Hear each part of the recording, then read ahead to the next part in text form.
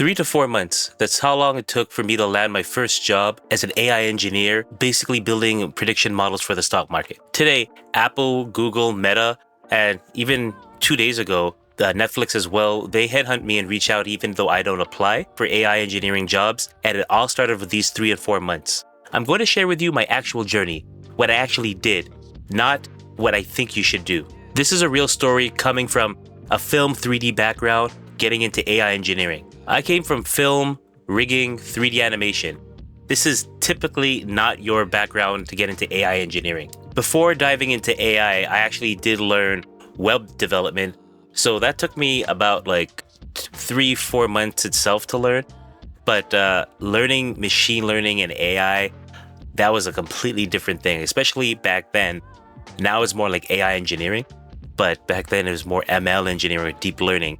And it was a lot more scientific and a lot more technical. What I've done since then, I've done AI software for Apple Vision Pro. I've done self-driving cars. I did the AI for it and actually drove on a closed course for that as well.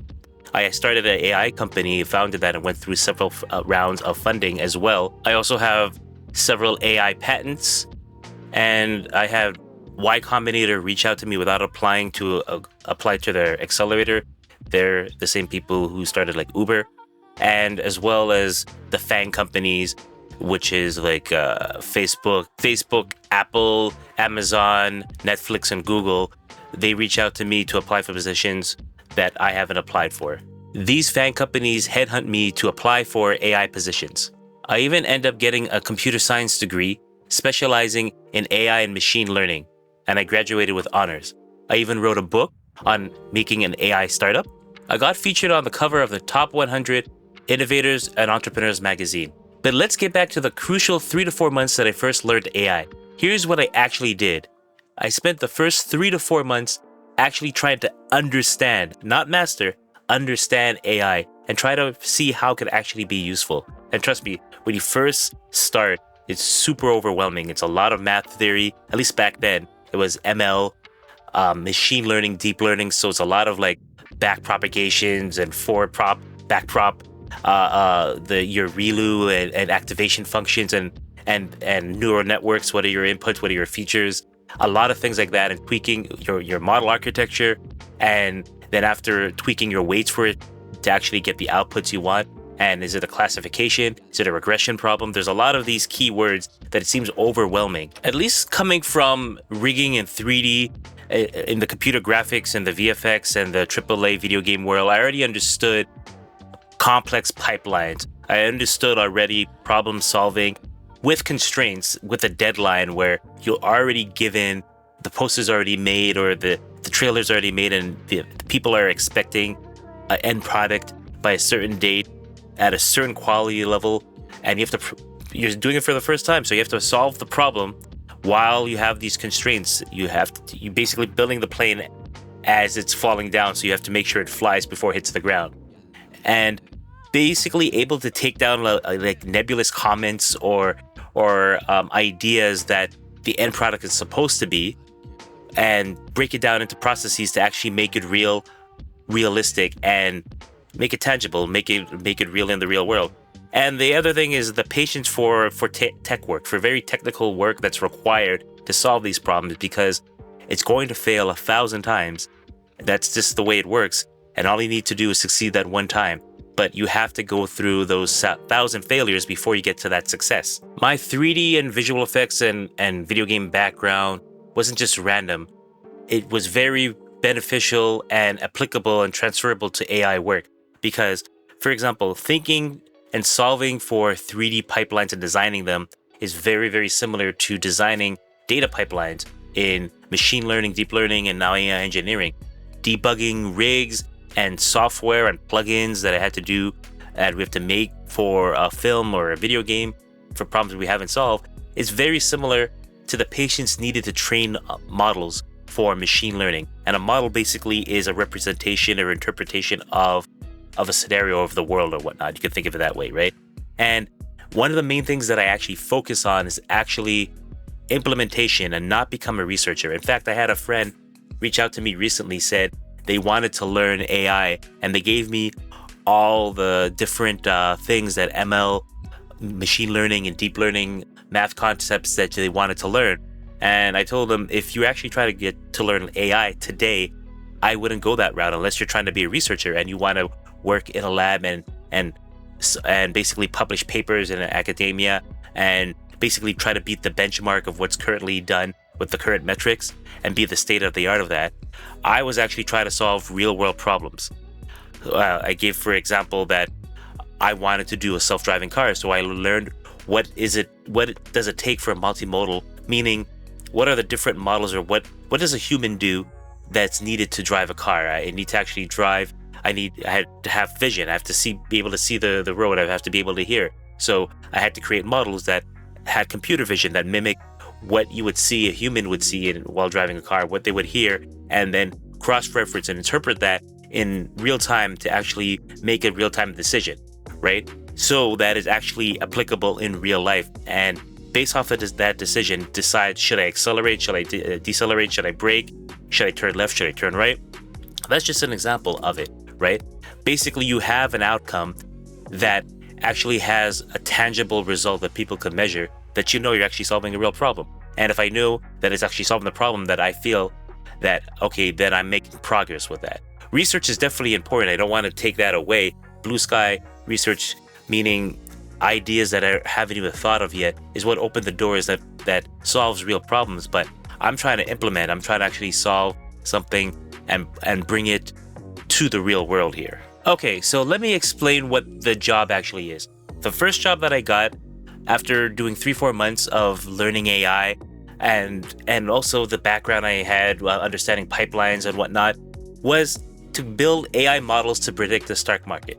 So what that entailed, I had to read research papers as they came out. I would get papers that would literally come out like in the last 2 days, 3 days, or in the last week. I had a bunch of them. I had to sit down and read them, translate, basically understand it, digest it, right, and translate academic concepts into actual real working code that actually build these models that will work in real time with real financial data, with all the different tickers of all the different stocks and whatnot.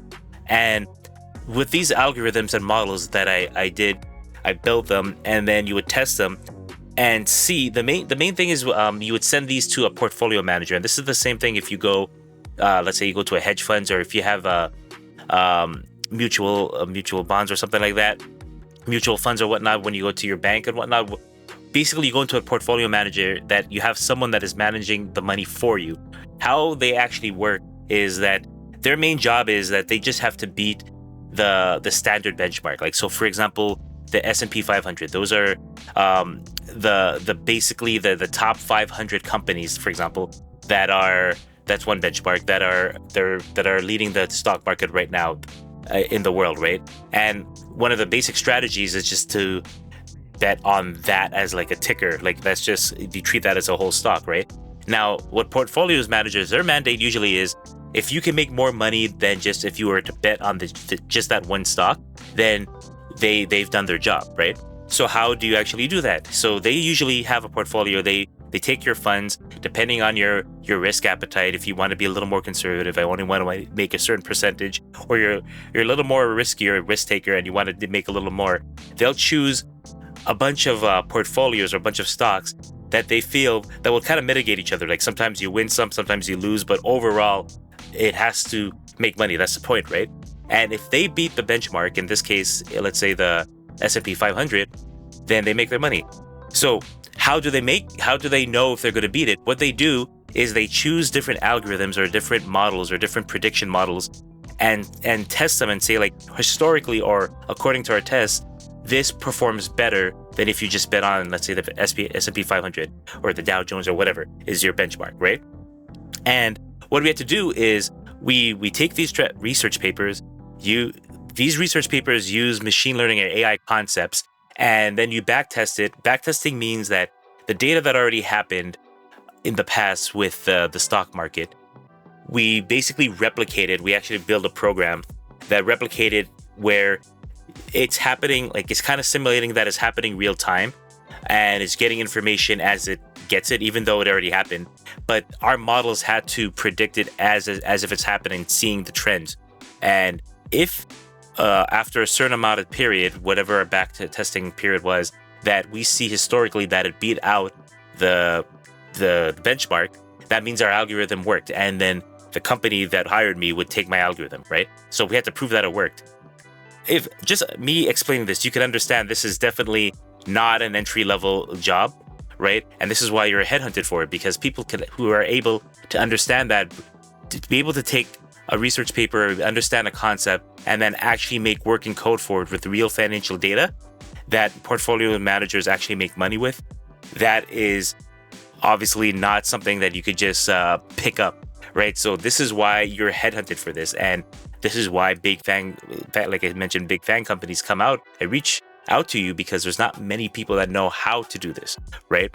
And that's another thing. I'm actually helping some of my interns how to get a job. And one of the things, especially nowadays, I see on things like LinkedIn and whatnot, a lot of people saying I can't find work or whatnot. But having skill sets like this, people come and hunt for you. It's more attraction as opposed to you going out and asking and begging for jobs. If you have a skill set that is proved valuable, people will come and reach out to you. Like in this case right here, knowing how to leverage AI and actually apply it to something that is real world here is very valuable, and people will come up to you. The top people will come to you. Everybody will come to you.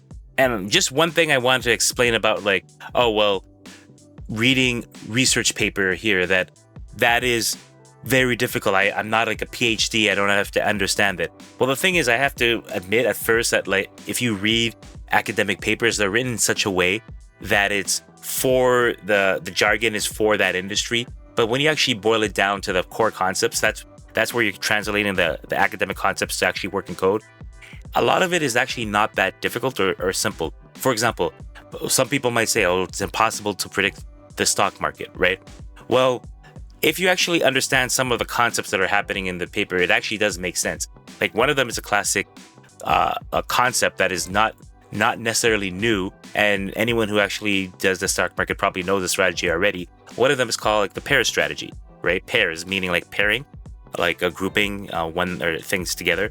So, for example, if you see in the market that, let's say, the cost of like silicon chips for computer chips is going up, right? That means it's going to be more expensive.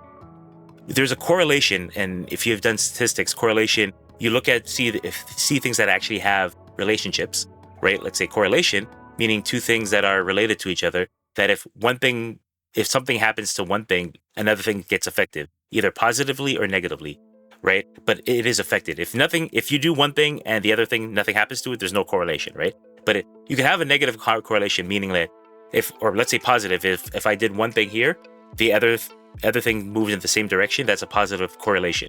If I did one thing over here and another thing over here go the opposite direction, there's still a correlation, but it's negative, right? So just a note on that, a lot of people will say like, oh, I don't post on social media, right? Or where people are purposely are doing the opposite of what someone normally do. So you are correlated. So you are affected by it, but you're just negatively correlated by that, right? So going back to the pair strategies, there's a correlation between, let's say, silicon computer chips. If the price goes up for that, then it's probably safe to make the assumption that the price of computers and any stocks that are reliant on these chips will probably go up as well, because the cost for them to make the manufacture their computers rely on the computer chips. So there are actual research papers saying that there's ways to find correlation between certain markets that the models will go in and see like, hey, over time, when these things went up, these other things got affected. So there's a correlation here. So now we know in the future that we can build an algorithm that if these ever get affected, this is a way to predict, invest some of your funds in these other tickers or other stocks, because these will get affected because there's a signal somewhere else. So that is a concept to let you know that what's being discussed in papers, how to interpret that, and then actually bring it into the real world to work in code. And that's most of like what I had to do with the jobs, to understand what that means and make this all work together. I want to share with you the insights that I've gained by going through this experience. First of all, especially with the recent interaction I had with my friend that wanted to start getting into AI, I told them, basically your domain experience is what's more important, not just the coding, right? Like, for example, when I got in, like I said, when I first started, it was super complicated. There's no other way. You had to learn the mathematics behind it, the calculus behind it, the statistical analysis, all that math, and then programming, and basically things are not deterministic. It's more iterative until it converges to or within a certain degree of failure and all that stuff. And it sounds really complicated, right? But actually working in the real world on 3D shots, where it's actually the opposite, where you're promised what the end result will be by giving a trailer, and everyone gets excited, and you talk about it nowadays on social media or on like talk shows and whatnot, and people are anticipated. It doesn't exist. We have to go make it. People get excited, then we have to go make it, right? So we already know what the end result is supposed to be. So now we have to build a pipeline to get there. But the thing is, we know what the end shot is in this case, right? So all the information we have at the beginning, we have to go through the pipe to get to the end shot, right? So when I started going into my first job in AI, dealing with in the financial world and making stock predictions, making algorithms for that, it was the same thing. Is we already know what the end result is. We have to make a decision. Should you buy a stock, or you should short it or whatnot, or not touch it at all? So we already know what the end decision, what the definition of done should be like, right? So given the data, what should the model do to get that end position? So it's mainly knowing the domain is what helps you. So if you're good at a certain thing, you already know what success is supposed to look like. And learning the model is basically taking the information you have, using AI to get to that decision. That's what's more important about it, right? You don't have to know every single thing about AI. You just have to be able to solve the problem that you need to solve. And then you become valuable to who want to solve that problem, right? Especially now, the other thing I got insight is you don't need math, right? When I did it, I learned it from scratch, but like nowadays, I never use it. Especially, it's been over like a decade now with it, right? Back then, I had to build the models myself from scratch before they had platforms that are readily available, such as TensorFlow or PyTorch. I literally had to build it from scratch. In fact, I want to show, I was thinking of actually doing some tutorials of how to learn coding and how machine learning models in the general neural networks work in general, just using coding and what we had to do in the past. Nowadays, you don't need to do that at all. Models are already available. You just need to understand the final decision and how to use it to get the end results, right?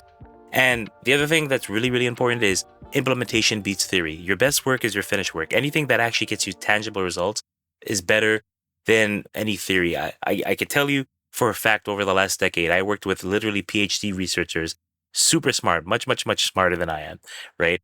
And they could tell you every single algorithm and every single metric of it. And at one point, we were actually going in and meeting like every Sunday to talk about, at one point, they were really into crypto at that time, right? And they were talking about algorithms of how to make predictions on that stuff. And they would talk about it for hours, and they do this every week.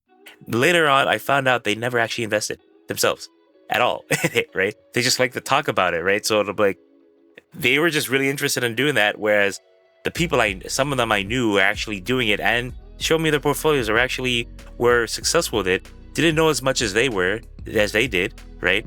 But was actually taking action, right? And getting results. Taking action is much better than theorizing and making plans. Not saying that's not important, but at the end of the day, if you are not doing anything with it, potential is the same thing as like not doing anything, right? So that's one thing I would say. The other part is I learned JIT just in time. Basically, I learn what I need to get over the hurdle at that point, right? So for example, I never actually officially learned Python, right? I never like sat down and said, hey, I'm going to go take a course on that. It was more of, I was in situations for years that I had to solve these problems, and I realized, okay, this thing will be able to solve it. I learned just enough to get by that. I just happened to do it for so long that I had complete coverage that after when I started looking at some more, official tutorials on things, I'm like, oh yeah, I already covered that because I actually applied it to a real world scenario that I had to solve. So in fact, even when I was doing like my computer science degree, like for machine learning and AI, right? A lot of the stuff I solved, I'm like, I done that 5 years ago, right? And I literally just took that and copied and pasted because I'm like, I solved that 5 years ago because I actually had to solve that real problem, right? So I learned the concept at that time, but I only learned it because I actually needed it to solve it. So I don't say you need to be comprehensive and learn everything. It's kind of like why people go to school or take a course in university. Technically, all the information's in the textbook, so you could go into a library for free and just read all the books in there. But you go to a course because you have a guided trainer or instructor telling you, if you want this result, learn these specific things. You don't have to learn everything. You have to learn what you need to know to solve the problem. And solving real world problems, I say it's very practical to take this approach. Figure out, knowing, like I said, the end result and figure out the pipeline to get there. Once you break that down into steps, you just need to solve those steps to get to the end results. And over time, you're going to have coverage, or at least the coverage of things you need to know. You don't need to know everything, right? And linked to that is small wins compound, right? At first, you might think, okay, I only know a little bit, but every day, if you don't just do a little bit, it adds up until you look back, you're like, oh, I did a lot. They say, a 1,000-mile journey starts with a single step, right? You might think it's a really, really far way to get to the end. But if you keep taking a little step, after a while, when you look back, you're like, wow, I really went a long way. And in fact, I find this is so important that it was actually in the opening quote of my book. If you look at it on Amazon, the very first thing I say in it is complexity is just compounded simplicity, right? And I really felt like that way because every time I start something new, it's so overwhelming. And then, especially if you're in a domain with a lot of people that have so much knowledge and you feel like you know nothing, right? But you learn a little bit after a while. And then at one point you feel like you're competent, you don't even realize it. And then they start asking you questions, right? And that's in anything. So never feel overwhelmed. You're going to feel overwhelmed, but never feel that you cannot do something, right? If you just keep at it, even if you learn a little bit over time, at one point you're going to you're going to become competent enough to able to overcome and be able to achieve your goals and get end results that you need. I want to actually be clear on the reality of what AI engineering actually is, because I know right now it's like a hot topic, but coming from someone who actually does this, have a degree in this, been doing it for decades, and actually have companies reach out to them and to solve their problems, let me tell you what it actually is, right? So the main skill you should have is actually a framework that is known in data science as the AWESOME framework. Basically, it's an acronym that stands, well, I would say it is an acronym, but it's kind of weird. I'll show you why. It stands for Obtain, Scrub, Explore, Model, and Interpret. So Obtain, that's the O here. Scrub, Explore, Model, and why I find it's weird because Interpret, that's what that N is. And when you look at this, you wouldn't pronounce this as awesome, but that's how it's pronounced, right? So what does this mean is that I'll give the example of my first job working on portfolios for predicting stock market prices here, right? The first thing I had to do was read papers, right? That is basically obtain information, obtain data, right? And then the next thing I had to do, once I obtained that information and process what they're trying to say, is actually take the massive financial data and actually clean it, because in a lot of cases would have to be you'll have different stock markets over time. If their prices get too big, they'll split it out into two different tickers, or some come in, some come out. S&P 500 is the top 500 companies. So that is kind of like a moving scale there. So as companies get higher, other ones drop off. So you have to adjust for all that stuff. So that's kind of cleaning data that makes it more consistent and make it usable, right? That is the second part of here. That's another way of saying cleaning is scrubbing, right? So reading papers, obtaining data, cleaning a massive financial data is scrubbing, right?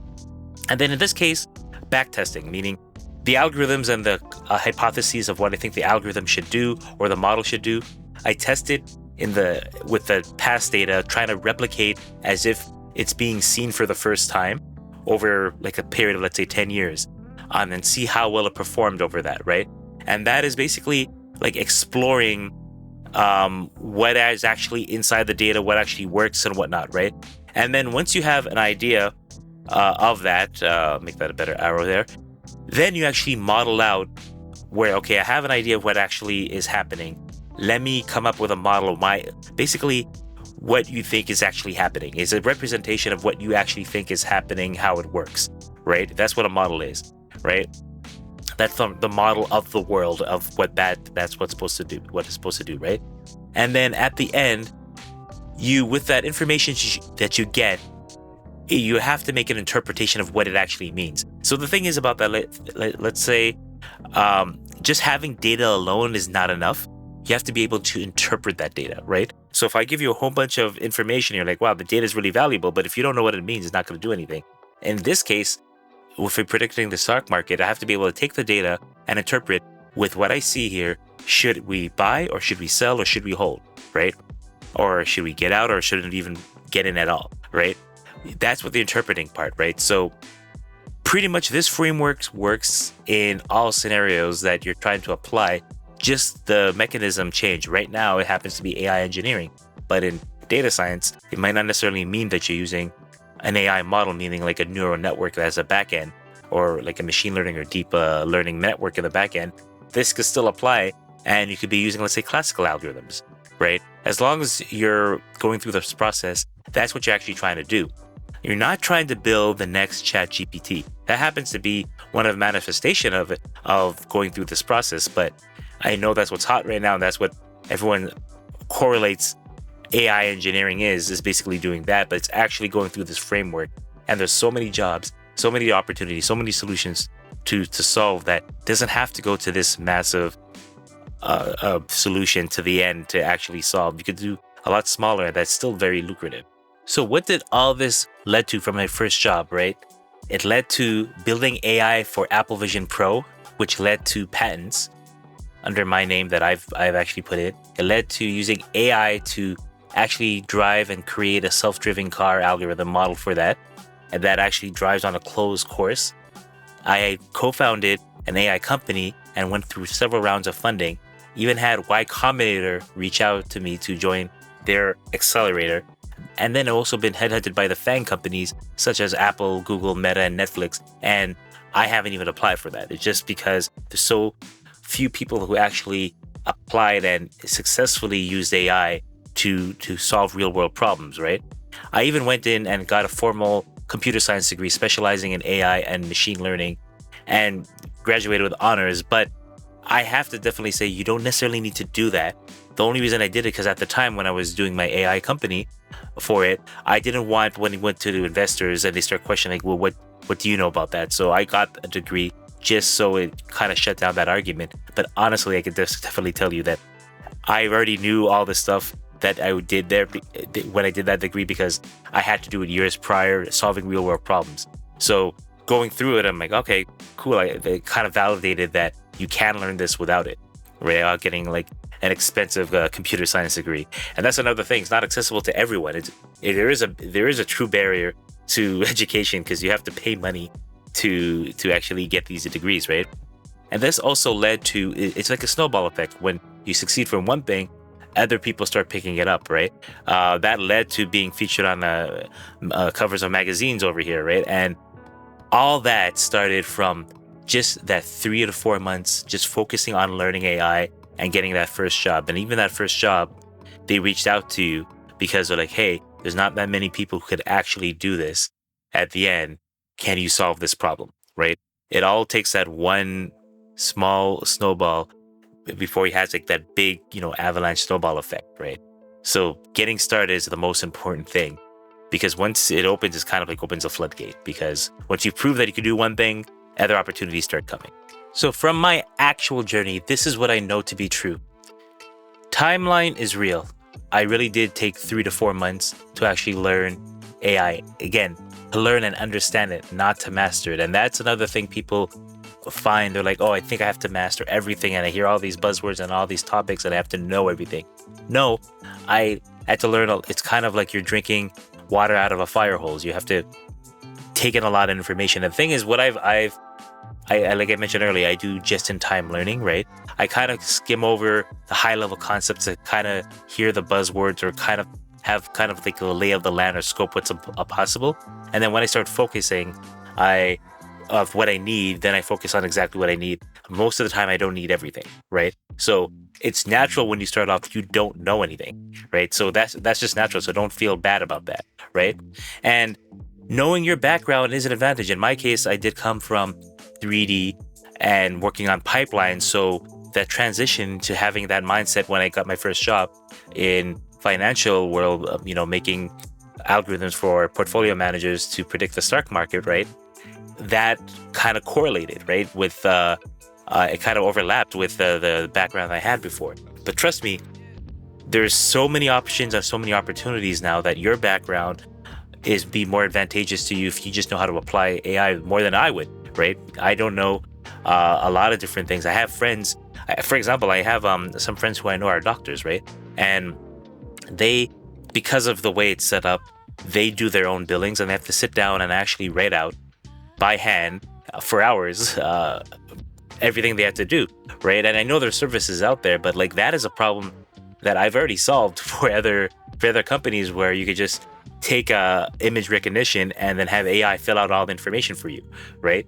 Instantly. That saves hours, and companies are willing to pay tens of thousands, five figures, six figures, depending what you're doing, to solve that problem, because you're saving time and you're saving effort for that. And not only that, it also makes, depending on it is and how it's done, it could also reduce errors and whatnot. So that's what's important. And that leads into the other thing. Focus on implementation, actually solving a real problem. If a lot of times people will come in, they'll say, this is our problem we have, can you solve this? They don't really care how you do it, right? It's just that it gets solved, right? So that's what you really want to do in this case. The other thing is learning never stops. I could definitely tell you that literally every week something comes out. Just recently, I was doing some like prototyping for a concept, an AI concept, and I found like an algorithm that came out last year. Actually, not even last year. It came out. There's one part that came out last year, but there's also one that came out as of now, probably 4 months ago, right? And that's already considered old. And because literally a lot of the things that are needed for it are deprecated or not used anymore because there's already something newer with it. It's so fast. It's literally something comes out every week. And it's impossible to keep up with abreast with every single thing. It's kind of, I keep my ear to like what's kind of going on with everything, but see what's relevant, because you can only focus on certain things, right? So the learning never stops, and it's always interesting to see what other people do to know what's possible, right?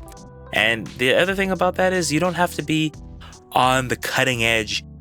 Like, for example, when you think of AI, you think of ChatGPT or all these grand things, because, that's sensational, and sensationalization, big things, is what usually sells, and that's what goes out there. But the real value comes from boring work, right? Did you know that like most of multimillionaires in North America are actually like blue collar workers, which makes sense.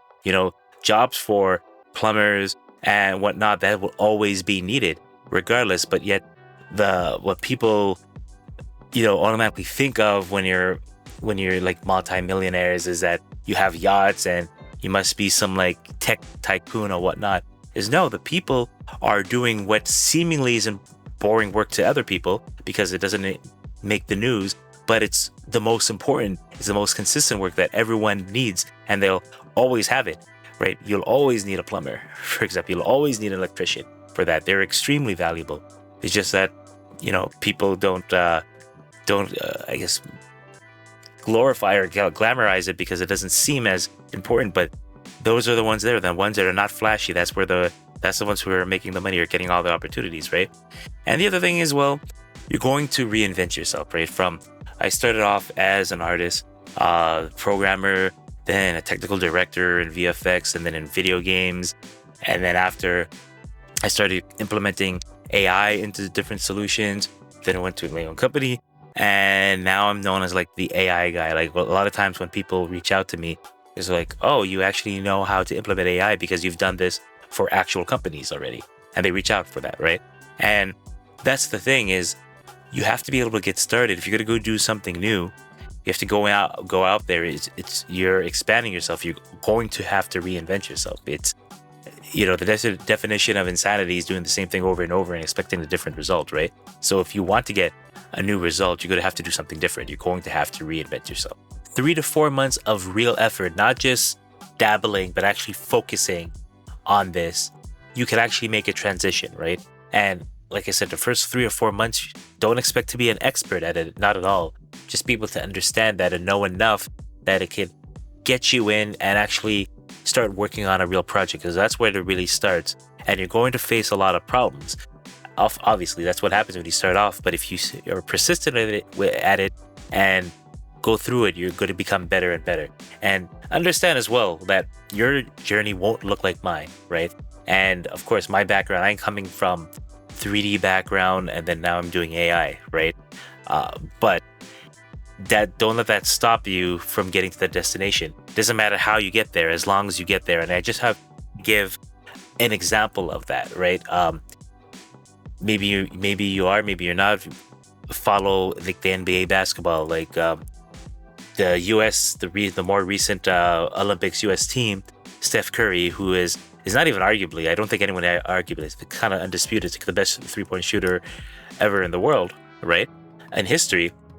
During the Olympics, most of the run, he wasn't doing too well. And, people are wondering, like, is he going to do a final game? And then the final game, like near the end, he makes like an amazing shot that everyone talks about afterwards and saying like it's the greatest shot they've ever seen, the greatest play they've ever seen. Of course, it's recency bias.